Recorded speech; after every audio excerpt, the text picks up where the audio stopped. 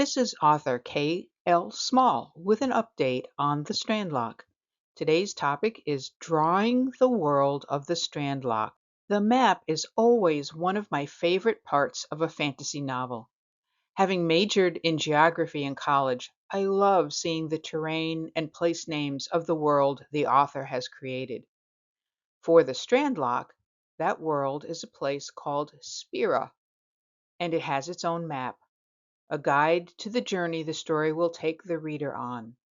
The map is hand drawn, which is consistent with the technology level of the culture in the book.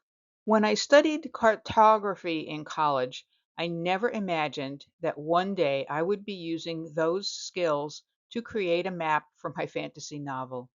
My training was based on hand drawing skills, so I brushed up on those techniques. I watched several YouTube videos about maps drawn for fantasy games. I learned about styles to portray mountain ranges, water bodies, towns, and vegetation. Features to be shown on Spira's map included mountains, plains, forests, and the coastline.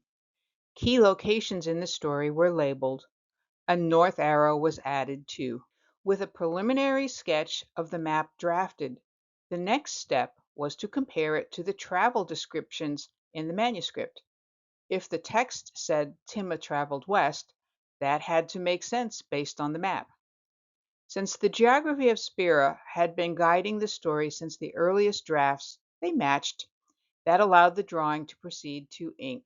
The map was drawn on mixed media paper. After sketching the map in pencil, I inked it with archival Pigma Micron pens. A metal ruler helped create clean lines, and the finished image was scanned and adjusted digitally. Several sketches were created to practice layout and lettering. Some worked better than others, but each taught me more about how I wanted the map to look. Individual details like mountain ranges and trees received extra attention. Each map iteration came closer to capturing the details I wanted to display on the finished piece. The final version of the map was drawn on a larger scale to make the lettering easier. It was then reduced to fit the print page size. While not perfect, the finished map looks like something that might be carried by one of the characters in the story. It's a practical guide to a world filled with dangers and adventures. A map shows where the story of the Strandlock takes place, but it doesn't tell us what life is like there. In the next update, I'll share some of the plants, animals, and cultures that bring the world of Spira to life. To follow the ongoing story of the Strandlock, please subscribe to my channel. Thank you.